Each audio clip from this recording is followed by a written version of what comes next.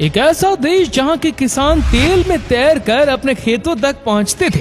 एक ऐसा देश जहाँ की नदियाँ पानी से नहीं बल्कि तेल से भरी रहती, और जब लोग पानी लेने के लिए नल खोलते तो उसमें से भी तेल निकलता। इस वजह से वहाँ के लोग कैंसर जैसी बीमारी से जूझ रहे। इसके पीछे किस कंपनी का हाथ था और ये देश कौन सा है, जानने के लिए हमारे साथ वीडियो के अंत तक बने रहे। क्या कोई कंपनी इतनी पावरफुल हो सकती है कि वो एक पूरे कंट्री को तबाह कर दे? उसकी जमीन, उसके खेत, उसके पीने का पानी, हर चीज को जहर बना दे। हजारों नहीं बल्कि लाखों लोगों को जानबूझकर कैंसर का मरीज बना दे। और फिर वो कंपनी इतनी ताकतवर हो जाए कि अपने खिलाफ उठने वाली हर आवाज को पूरे जोर के साथ कुचल दे, चाहे उसके लिए उसे मिलिट्री ही क्यों ना यूज करनी पड़े। फिर वो कंपनी पैसा और मीडिया प्रोपेगेंडा यूज करके अपने हर गुनाह पर पर्दा डाल दे। लेकिन अब वक्त आ गया है कि इस कहानी को एक्सपोज किया जाए। आज हम आपको बताएंगे एक ऐसी ही कंपनी की कहानी जिसने अपने फायदे के लिए लाखों इंसानों की जिंदगी दांव पर लगाई। 1833 में लंदन के एक बहुत बड़े बिजनेसमैन थे जिसका नाम था सैमुअल समुद्री खोल या जिन्हें सी शेल्स भी कहा जाता है, उनकी इंपोर्ट एक्सपोर्ट का काम करता था।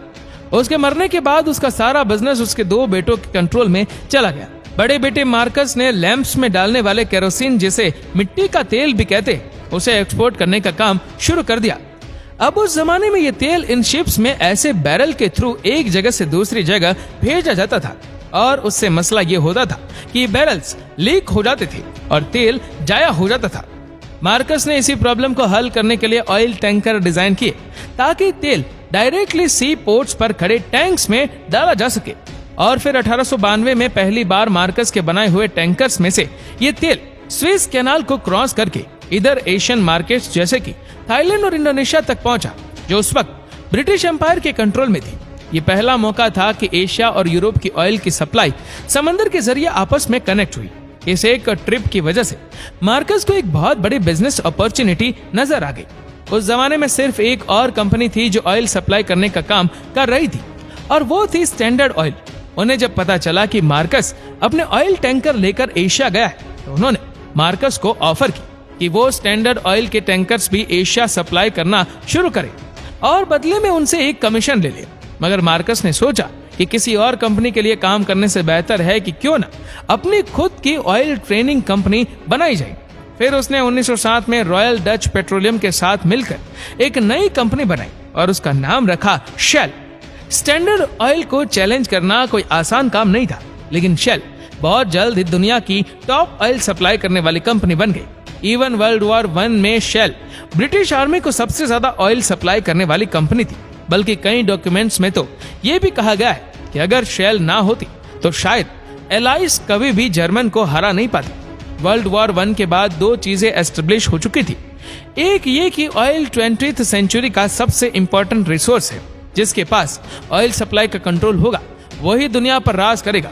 और दूसरा ये कि शेल अब स्टैंडर्ड ऑयल को बीट करके दुनिया की सबसे बड़ी ऑयल कंपनी बन चुकी थी। लेकिन ऑयल का सबसे बड़ा मसला यह है कि आप अपनी मर्जी से इसकी सप्लाई या प्रोडक्शन बढ़ा नहीं सकते।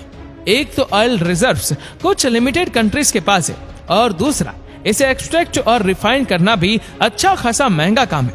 और फिर जिन कंट्रीज के पास ऑयल के रिजर्व्स है वो अपने नेचुरल रिसोर्सेज को लेकर बड़ा प्रोटेक्टिव होते हैं। इसीलिए मार्कस के माइंड में इसका सोल्यूशन आया कि वो कोई ऐसा कंट्रीज ढूंढे जिसके पास ऑयल के बड़े रिजर्व्स हो, वो कंट्री अच्छा खासा गरीब भी हो और वहां पर ठीक ठाक करप्शन भी हो। ये सारी कंडीशन सिर्फ एक कंट्री पर पूरी होती थी, और वो था अफ्रीका के वेस्ट में लोकेटेड अफ्रीका का सबसे रिसोर्स रिच कंट्री नाइजीरिया। पूरे अफ्रीका के सबसे बड़े ऑयल और नेचुरल गैस के रिजर्व्स नाइजीरिया में। इसी अपॉर्चुनिटी को भांपते हुए शेल ने 1940 में नाइजीरिया में अपनी कंपनी सेटअप कर ली, और फिर नेचुरल खूबसूरती से मालामाल ये कंट्री प्रॉफिट के लालच और पावर की हवस की भेंट चढ़ गया। जल्द ही नाइजीरियन गवर्नमेंट के साथ पार्टनरशिप कर ली ताकि उनके और बिलियन ऑफ डॉलर्स के प्रॉफिट के दरमियान कोई ना आए। अब आप चाहे लोगों के पीने का पानी या किसानों के खेतों को जाने वाला पानी जहरीला बनाए, कोई आपको नहीं रोक सकता। किसान खेत जाते हुए डरते थे कि कहीं गलती से उनसे माचिस ना जल जाए और सारे खेतों को आग ना लग जाए। नदियों में पानी कम और तेल ज्यादा था। कई किसान तो लिटरली इस तेल में तैरकर अपने खेतों तक पहुंचते थे। सारी नहरें तेल की वजह से खाली हो चुकी थी। लोग पानी लेने के लिए नल खोलते तो उसमें से भी तेल निकलता। लोगों में कैंसर फैलना शुरू हो गया। ऐसी बीमारियां फैलने लगी जो पहले किसी ने सुनी भी नहीं थी।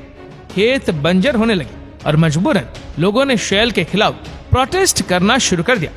लेकिन जब गवर्नमेंट ही आपके पार्टनर हो तो प्रोटेस्ट आपका कुछ नहीं बिगाड़ सकती। 1990 में शेल के खिलाफ होने वाले प्रोटेस्ट पर आर्मी बुलाई गई और निहत्थे लोगों पर गोलियां चलाई गई और ग्रेनेड फेंके गए, जिसमें 80 लोग मारे गए और 600 घरों को आग लगा दी। इन लोगों का जुर्म सिर्फ ये था कि ये एक कंपनी के खिलाफ आवाज उठा रहे थे जिसने इनके पीने का पानी और खाना उगाने वाले खेतों को जहर बना दिया था, जिसकी वजह से इनके बच्चे कैंसर से मर रहे थे। शेल को इस सारे ट्रेजेडी से कोई फर्क नहीं पड़ा, बल्कि 3 साल बाद ही 1993 में एक पाइपलाइन के खिलाफ होने वाले प्रोटेस्ट पर शेल के कहने पर नाइजीरियन आर्मी ने डायरेक्ट फायरिंग की। शायद आपके जहन में ये सवाल आ रहा हो कि नाइजीरियन मिलिट्री कैसे एक कंपनी के लिए अपने लोगों पर गोली चला सकती है।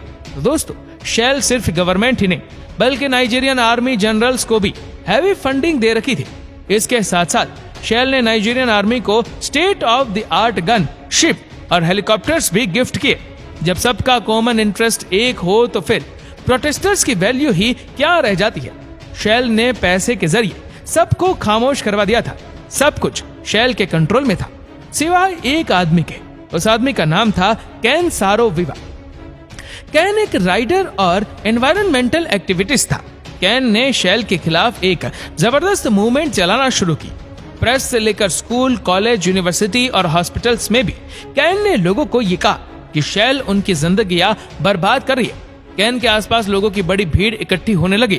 केन का सिर्फ एक मिशन था कि शेल को नाइजीरिया से बाहर निकाला जाए। शेल ने केन से नेगोशिएट करने और उससे खरीदने की बहुत कोशिश की, मगर वो उसमें नाकाम रहे। क्योंकि केन के साथ लोगों की एक बहुत बड़ी तादाद थी, तो उसके खिलाफ एक्शन लेना भी मुश्किल हो रहा था। केन और उसके साथियों ने शेल के ऑपरेशंस रोकना शुरू कर दिए। तेल ले जाने वाले ट्रक को रोड पर रोक लिया जाता है। प्लांट पर काम करने वाले इंजीनियर्स को डराया धमकाया जाता ताकि वो नाइजीरिया को छोड़कर वापस अपने कंट्री चले जाए। और हिस्ट्री में पहली बार के ऑपरेशंस पर असर पड़ना शुरू हो गया। शेल को एक धचका लगा। एक आदमी उनके रास्ते में सबसे बड़ी रुकावट बन चुका था। उसको हटाने के लिए बहुत ही स्मार्ट प्लान की जरूरत थी। शेल के लोग नाइजीरियन इंटेलिजेंस के ऑफिसर्स के साथ बैठे और उन्होंने केन को रास्ते से हटाने के लिए एक प्लान बनाया। 4 हफ्ते बाद केन के गांव के 4 लोकल चीफ्स को बेदर्दी से कत्ल कर दिया गया और उसका इल्जाम केन और उसके साथियों पर लगाया गया। हालांकि जिस दिन यह मर्डर हुआ, केन उस दिन गांव में था ही नहीं। केन के गांव के चंद लोगों को रिश्वत देकर झूठी गवाहियां दिलवाई गई और फिर 1 साल बाद ही 1995 में केन और उसके 9 साथियों को फांसी दे दी गई। मैसेज बहुत ही क्लियर था, जो भी शेल के खिलाफ जाएगा उसका यही अंजाम होगा।